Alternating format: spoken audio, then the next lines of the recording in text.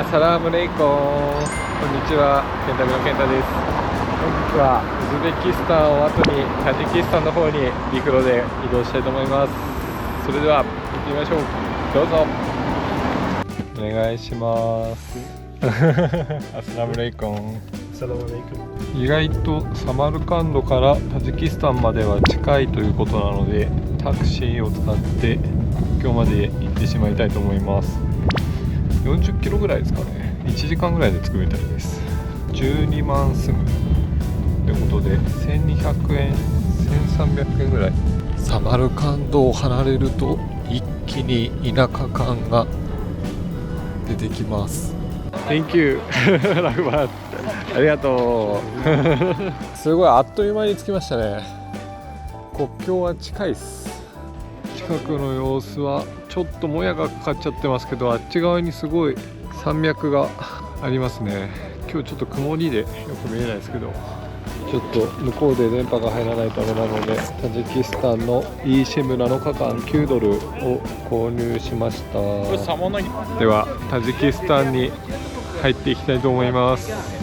イミグレは取れないのでここまでになります。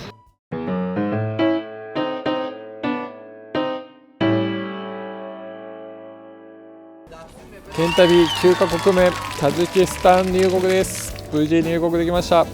割と時間かかったかな。で今両替をして手持ちのお金を全部ソムニというお金に変えました。桁が全然違うからまたなんか覚えるの大変で、シェアカーで、ペンジケントっていう町まで行ってみたいなと思います。そんなに両替も悪くなかったかなって感じがします。こちらの車で行きます。30ソムニで400円ちょっとぐらいで行けるみたいですねなんか割となんかいい雰囲気な気がしますね。割とすぐに集まって出発になりました。10分も待ってない数分で集まりましたね。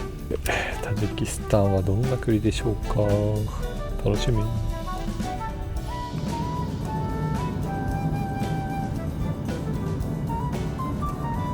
割とあっという間にタンジケントに到着です。1時間もかかってないので30分ぐらいですかね。タジキスタンの町ペンジケントに到着しました。ウズベキスタンのサマルカンド出発してから3時間ぐらいでここまで来ちゃいましたね。早い。ちょっとホテルを探したいと思います。これで泊まりたいと思います。ホテルチェックインしました。120ソム1700円ぐらいのドミトリーホテルになります。こっちはトイレですね。割と綺麗ですね。全然問題ないです。トイレとバスルームは共用です。バスルームはこちら。必要最小限シンプルで、水圧がどのぐらいかによりますけど、衛生的には問題なさそうです。綺麗。はい、では無事チェックインできたので、ちょっと SIM カードと現地通貨を入手して少し待ちぶらしたいと思います。現地 SIM こちらで購入しました。T セールでいいのかなっていうところです。15ギガ2週間で、140ソムニなので2000円ぐらいでした。ちょっと他のところで高めですね。なんちゃらっていうところもあったんですけど、 eSIM がそこで Gmap と LINE がなんか使えなかったので、ちょっと違うカード会社に携帯会社にしようかなと思ってこちらにしてみました。じゃあちょっと街ぶら行きたいと思います。現地通貨も、3つ目の ATM でキャッシングができたので、なんとか手に入ってます。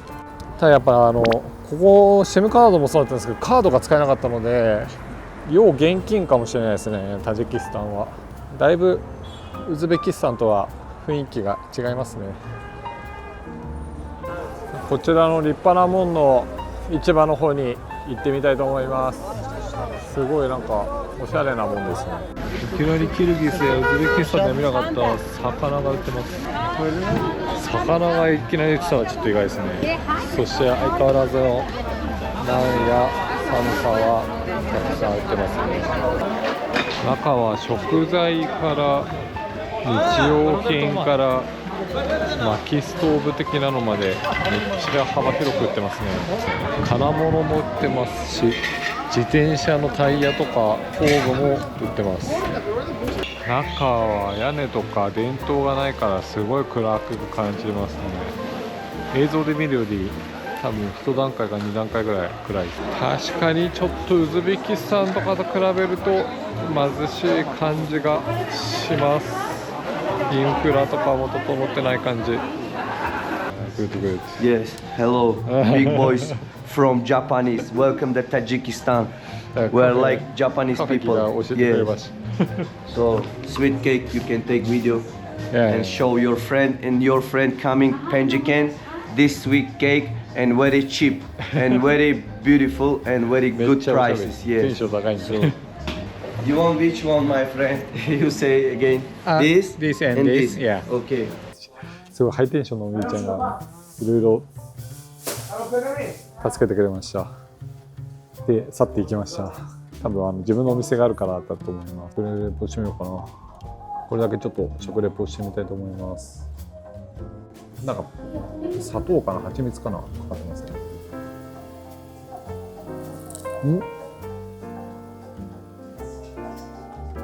じゃあ中なんだろう。パイ生地になってます。サクサクですごい美味しい。なんだろうな。甘納豆みたいなのが入ってる気がする。パイに蜂蜜がすごい染みてて、最初噛むとジュワって蜂蜜が出てきます。美味しいです。結局あとテンション高いお兄ちゃんが帰ってきて、割となんか楽しくお話しながら過ごしてもらいました。なので特に調べることができなかったので、ちょっとまた考えたいと思います。一回ちょっとホテル戻ろうかな。充電もなくなってきちゃったので、一回ホテル戻りたいと思います。はい、それでは夜も更けてきたので晩ご飯を食べに行きたいと思います。晩ご飯を食べに来ました。タジキスタンのペンチ県とはですね、夕食難民になります。レストランが見つからない。多分ね、オフシーズンでやってないお店も多いんだと思いますが、そもそも観光客も少ないし、母数が少ない可能性が高いです。すげえのが出てきたよ。でかくない？俺の手が30センチぐらいあるよ。一応これ1人分って聞いたら、これで1人分だって言われました。こんな感じ。俺の顔2つ分ぐらいあるよ。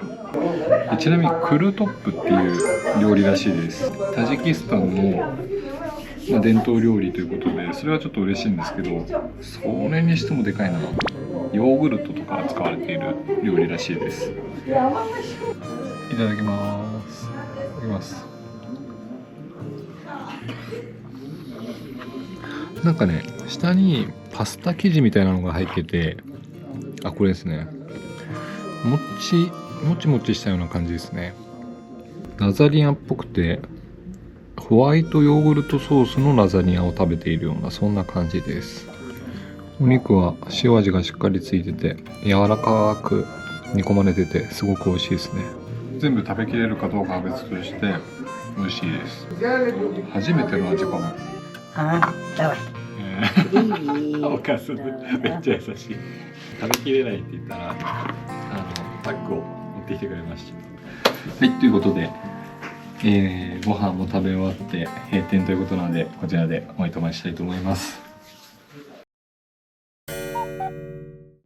おはようございます。ケンタビのケンタです。本当はですね、セブンレイクっていう湖があって、そこに行きたかったんですけども、どうやら道が塞がれてしまっていて行けないということなので、ちょっと諦めて逆に世界遺産の方に行きたいなと思います。こちらペンチ県との広場にある像です。イスモイニ・ソモニさんということらしいです。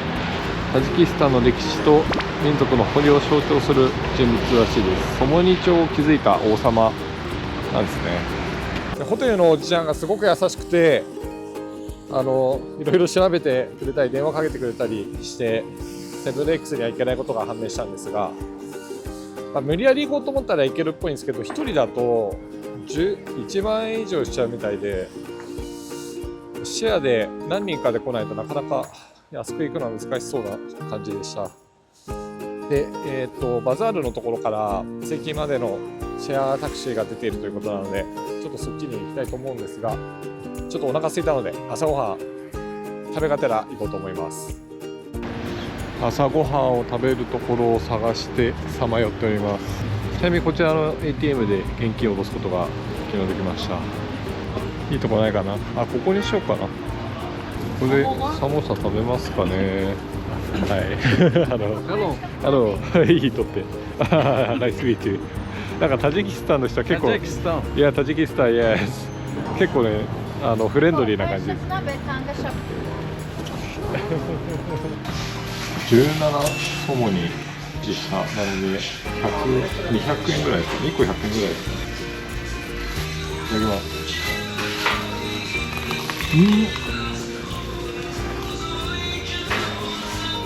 めっちゃパリパリ。うまい。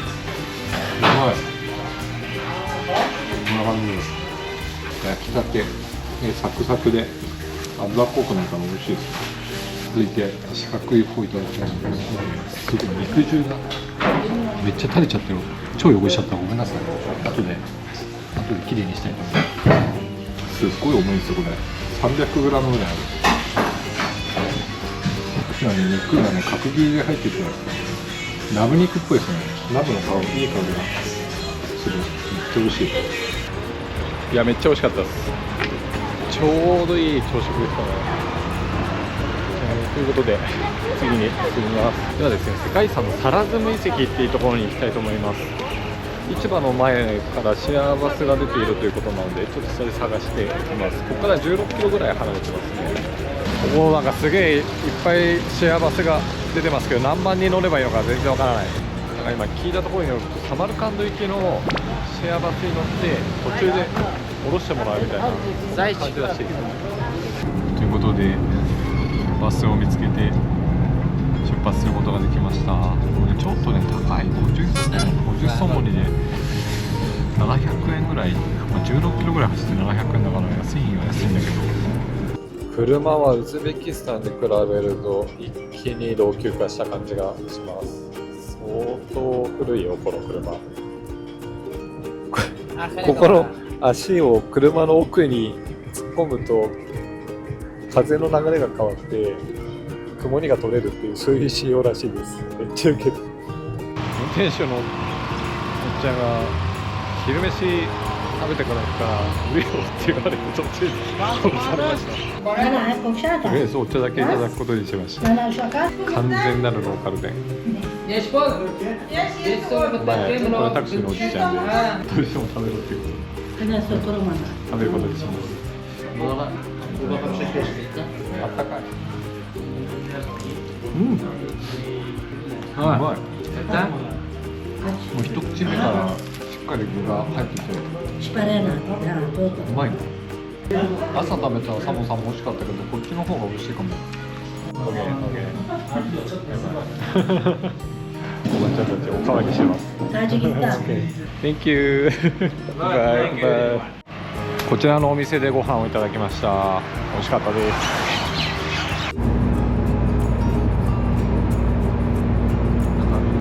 到着しました。サラズム古代遺跡の入り口です。マジでなんもない。こんないないの。一応世界遺産なんだけど。こちら入り口です。入り口の門だけすごい立派だけど周りはマジで笑えるほどなんもないです。中はこんな風になっているらしいです。遺跡があるのかな。ただすげえ保護されてるとかそういう感じじゃなくて、屋根がポツンってあるだけですね。93でこうやって回ってくるといいか。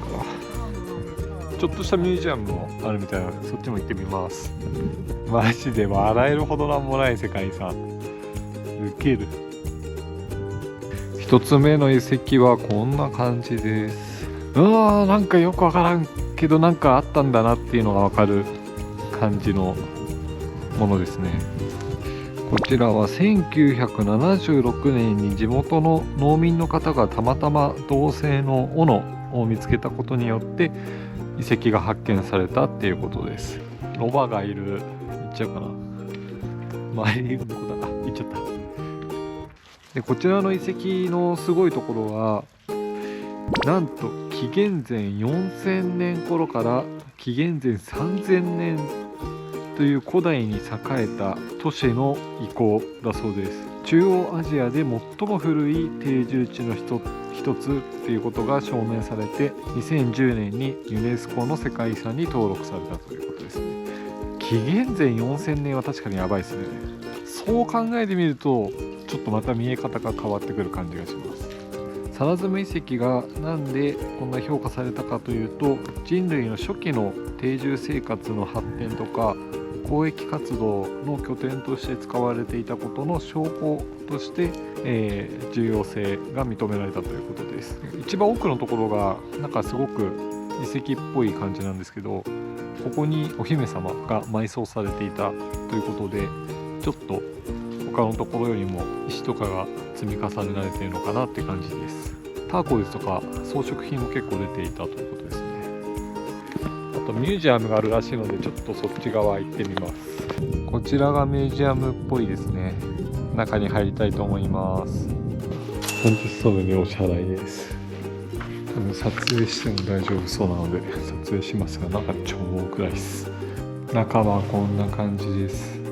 電気つけてくれないので真っ暗です。吊り下ろすためのやつみたいなのが置いてあります。これ電気つけてくんないのかな真っ暗です。見えないのがもうね、スマホの電気を当てながら見る感じ。こんな博物館ある？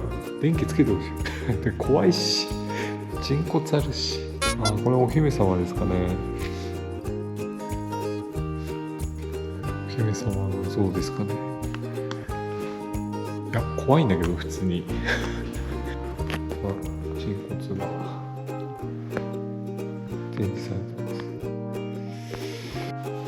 2階には装飾品や食器、槍などの日用品が展示されています。こちらはビーズっぽいですね。装飾品が展示されてます。当時の復元模型があります。結構大きかったんですね、こう見ると。はい、ということでミュージアムの見学もあって遺跡も見終わったので帰りたいと思います。ミュージアムのおばちゃんに聞いたら、町まで10ソモニぐらいで行けるよっていうことだったら5倍ぐらい持ってくられてました。まあそうだよね、絶対高いと思ったもんな。まあいいか。なので帰りはちょっとタクシーじゃなくて道で拾って10ソモニぐらいで帰ろうかなと思います。遺跡自体はすごいなんか世界遺産っていう、一応世界遺産ではあるんですけど、すごい質素な感じで、はい、ご紹介した通りではあったんですけども、紀元前4000年前とかにここで人が生活してたんだって思うのはちょっと面白かったかなと思います。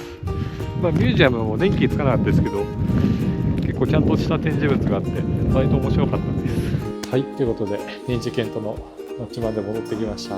帰りはなんと10ソモニで帰ってくることができました。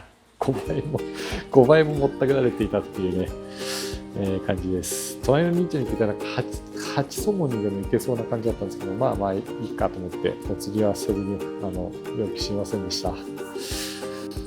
ペンジケントの見どころは一応以上になりますので、こんな感じで一回終わりにしようかなと思います。